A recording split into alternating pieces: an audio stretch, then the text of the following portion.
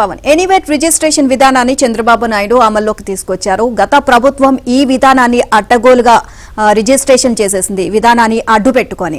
ఇప్పుడు రిజిస్ట్రేషన్ ఆఫీసులకి బాధితులు కోకొల్లలుగా వెళ్తున్నారు. తమ భూమి తమ చేతిలో లేదు, వేరే వాళ్ళ చేతుల్లోకి వెళ్లిపోయిందని ఇప్పుడు తెలుసుకొని రిజిస్ట్రేషన్ ఆఫీసులో ఫిర్యాదులు చేయడానికి వెళ్తున్నారు.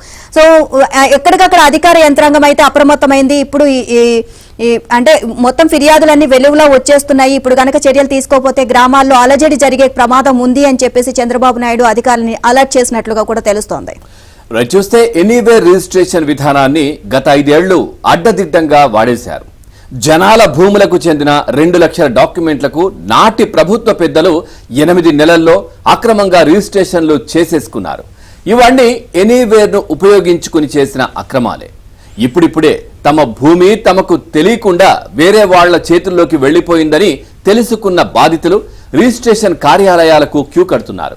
దూరంగా ఉన్నవారు మెయిల్స్ ద్వారా, ఫోన్ కాల్స్ ద్వారా రిజిస్ట్రేషన్ శాఖ అధికారులకు ఫిర్యాదులు చేస్తున్నారు.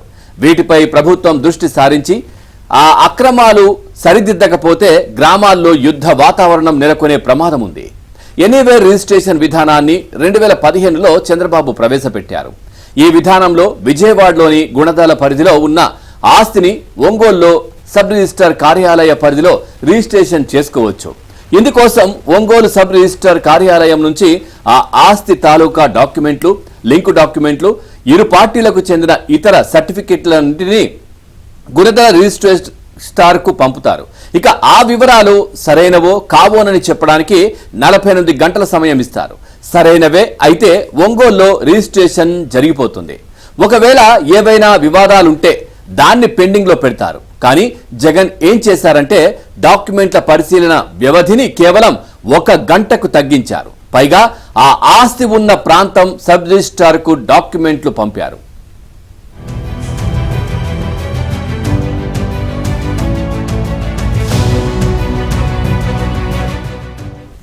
ఏ ప్రాంతంలోని భూమి, సర్వే నెంబర్ లాంటి కొన్ని వివరాలను ఒక ఫారంలో నింపి పంపుతారు. అసైన్డ్, నిషేధిత జాబితాలోని భూములైతే ఈ విధానంలో తెలుసుకోవచ్చు.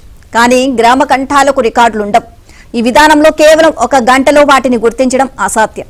లింక్ డాక్యుమెంట్లు, ఇతర సంబంధిత సర్టిఫికేట్లు ఏవి ఉండకపోవడంతో ఎవరి భూమి ఎవరు రిజిస్ట్రేషన్ చేయించుకుంటున్నారు అన్న విషయం కూడా సబ్ రిజిస్ట్రార్లకు తెలియదు. పైగా గంటలో ఓకే చేయాలి. ఓకే చేయకపోతే ఆ సబ్ రిజిస్ట్రార్ కార్యాలయంలో సేవలు నిలిచిపోతాయి. ప్రజలు సబ్ రిజిస్ట్రార్లపై ఒత్తిడి పెంచుతారు. దీంతో ఏ వివరాలు తెలియకపోయినా సరే తప్పనిసరిగా ఆ ఎనీవేర్ ప్రతిపాదనలకు సబ్ రిజిస్ట్రార్లు ఓకే చేయాల్సిన తప్పనిసరి పరిస్థితుల్లో జగన్ నెట్టేశారు.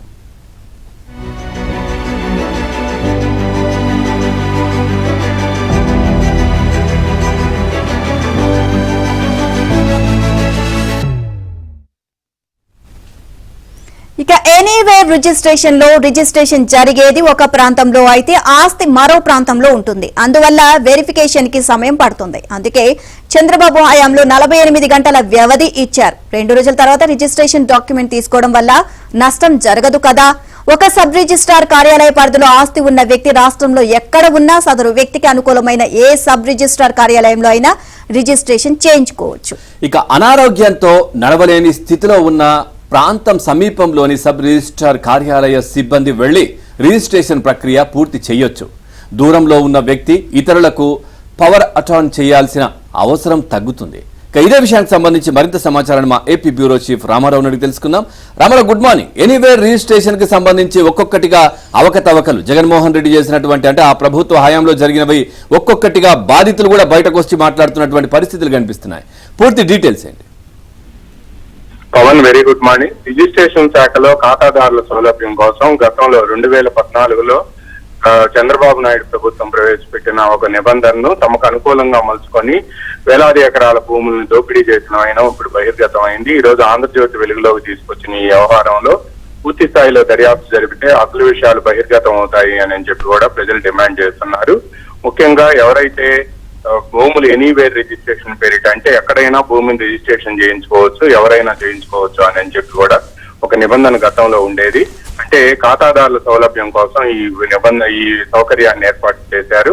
ముఖ్యంగా భూములు ఎక్కడి ఉన్నా అయినా సరే దానికి సంబంధించిన డాక్యుమెంట్లను ఇచ్చే ఇంకో సబ్ రిజిస్ట్రార్ కార్యాలయంలో వాటిని అప్లోడ్ చేసి వాటిని ఎక్కడైతే ఆస్తి ఉందో ఆ పరిధిలో ఉన్న సబ్ రిజిస్ట్రార్ కార్యాలయానికి పంపించేవాళ్ళు. అయితే దీని ప్రకారం 48 గంటల్లో ఆ సబ్ రిజిస్ట్రార్ కార్యాలయంలో దానికి సంబంధించిన అడంగల్తో పాటు N1 అడంగల్తో పాటు ఇతర డాక్యుమెంట్లన్నింటినీ కూడా పరిశీలించేవారు. దీంతో పాటు ఆ గ్రామం అంటే ఆ సబ్ రిజిస్ట్రార్ కార్యాలయం పరిధిలోని ఏ గ్రామంలో ఆస్తులు ఉన్నాయో ఆ గ్రామంలో సర్వే నెంబర్లతో పాటు దానికి సంబంధించిన వివాదాలు ఏదైనా సరే కుటుంబ సభ్యుల మధ్య కానీ లేకపోతే బయట వాళ్లతో కానీ కోర్టు లీగల్ వివాదాలు ఏవైనా ఉంటే మాత్రం వాటన్నిటి నేపథ్యంలో 48 గంటల్లో ఒక నివేదిక ఇచ్చేవారు. దీన్ని ఆధారంగా చేసుకొని ఆ సబ్ రిజిస్ట్రార్ కార్యాలయంలో ఆ భూమిని రిజిస్ట్రేషన్ చేయాలా లేదా అనే అంశంపై ఒక నిర్ణయం తీసుకునేవారు. కానీ వైసీపీ ప్రభుత్వం 2019లో అధికారంలోకి వచ్చిన తర్వాత తెలివిగా ఈ నిబంధనని మార్చేశారు. 48 గంటల్లో భూముల రిజిస్ట్రేషన్ కు సంబంధించిన వివాదాలు కానీ లేకపోతే ఇతరత్ర అంశాలు ఏమన్నా కూడా లేకపోతే 22A కానీ చుక్కల భూములు కానీ నిషేధిత భూముల జాబితాలో ఇవి ఉన్నాయా అని చెప్పి అసైన్డ్ భూముల జాబితాలో ఉన్నాయా లేదా అని పరిశీలించే సమయాన్ని 48 గంటల నుంచి ఒక గంట కుదించారు. దీంతో ఆ గంటలో రిజిస్ట్రేషన్ ఎక్కడైతే ఆస్తులు ఉన్నాయో ఆ ఆస్తులకు సంబంధించిన రిజిస్ట్రేషన్ కార్యాలయంలో గంటలో ఆ రిజిస్ట్రేషన్ సంబంధించిన డాక్యుమెంట్లను వెరిఫై చేయకపోతే ఆ రిజిస్ట్రార్ కార్యాలయంలో సేవలు నిలిచిపోయే ప్రమాదం ఉంది. ఈ నేపథ్యంలోనే గంటలో వాటిని అంటే కేవలం తమ పరిధిలో ఆ గ్రామంలో అవి N1 లో ఉన్నాయా అడంగల్లో ఉన్నాయా లేదా అసైన్డ్ భూముల్లో ఏమైనా ఉన్నాయా లేకపోతే 22A ఏమైనా ఉన్నాయా అని మాత్రమే ఈ అధికారులు సబ్ రిజిస్ట్రార్ కార్యాలయం అధికారులు చూసి దానికి సంబంధించిన నివేదిక పంపించేవాళ్ళు. గ్రామంలో వివాదాలు అంటే కోర్టుపరమైన వివాదాలు ఏమైనా ఉన్నాయా లేకపోతే భూములు గట్లు తగాదాలు ఏమైనా ఉన్నాయా అన్నదమ్ముల మధ్య కానీ లేకపోతే కుటుంబ సభ్యుల మధ్య కానీ వివాదాలు ఏమైనా ఉన్నాయా కూడా వెరిఫై చేసే అవకాశం ఈ గంట వ్యవధిలో లేకుండా పోతుంది. దీంతో ఈ నిబంధనను అడ్డం పెట్టుకొని అంటే గంట వ్యవధిలోనే భూముల రిజిస్ట్రేషన్ జరగాలనే నిబంధనను అడ్డం పెట్టుకొని ఎనీవేర్ రిజిస్ట్రేషన్ లో వేలాది ఎకరాల భూముల్ని దోచేశారు అని కూడా పెద్ద ఎత్తున ఆరోపణలు వస్తున్నాయి. విశాఖపట్నం, విజయవాడ, గుంటూరు, రాయలసీమ జిల్లాల్లోని పలు జిల్లాల్లో కూడా ఈ విధంగా భూములు దోపిడీ చేశారు అని కూడా ఆరోపణలు రావటమే కాకుండా దీనికి సంబంధించిన కొన్ని ఫిర్యాదులు కూడా దస్తావేజులతో సహా ఫిర్యాదులు కుప్పల తెప్పలుగా అందుతున్నాయి. ఒక తెలుగుదేశం పార్టీ కేంద్ర కార్యాలయంలోని 7,000 ఫిర్యాదులు అందితే ఆ 7,000లో సుమారు 4,000 ఫిర్యాదులు భూ కబ్జాలకు సంబంధించిన ఫిర్యాదులు. అంటే ఇదిగో ఇటువంటి నిబంధనలను ఆసరాగా చేసుకొని 48 గంటల్లో వెరిఫై చేయాల్సిన అంశాన్ని కేవలం గంట వ్యవధిలోనే చేయాలి అని చెప్పి వైసీపీ ప్రభుత్వం కుదించి ఈ విధంగా చేయటం వల్లనే ఈ భూ కబ్జాలపై కుప్పలు తెప్పలుగా ఫిర్యాదులు అందుతున్నాయి. పవన్ దీంతో పాటు మరో కీలకమైన అంశం అంటే మొన్నటి వరకు కూడా చీఫ్ సెక్రటరీగా పనిచేసిన జవహర్ రెడ్డి, ఐజీ రిజిస్ట్రేషన్ ఐజీగా పనిచేసిన రామకృష్ణ వీళ్ళిద్దరూ కలిసి కూడా భూముల రిజిస్ట్రేషన్ కు సంబంధించి పెద్ద ఎత్తున అవకతవకలకు పాల్పడ్డారని కూడా విశాఖపట్నం నుంచి పెద్ద ఎత్తున ఫిర్యాదులు వస్తున్నాయి. ఈ ఫిర్యాదులపై వెంటనే దర్యాప్తు జరిపి తగిన చర్యలు తీసుకోవాలి అని కూడా డిమాండ్లు వినిపిస్తున్నాయి.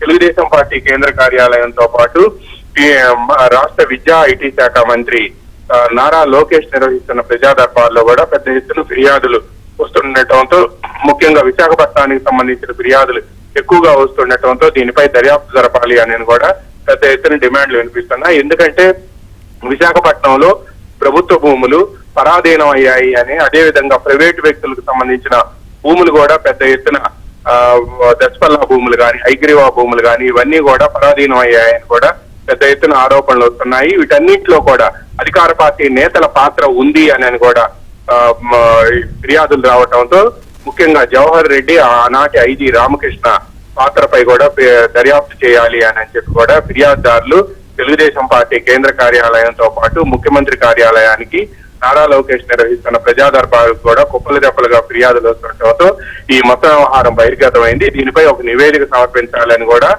రాష్ట్ర ప్రభుత్వం ఇప్పటికే రిజిస్ట్రేషన్ శాఖ అధికారులతో పాటు ఇతర రెవెన్యూ అధికారులకు కూడా ఆదేశాలు జారీ చేసింది.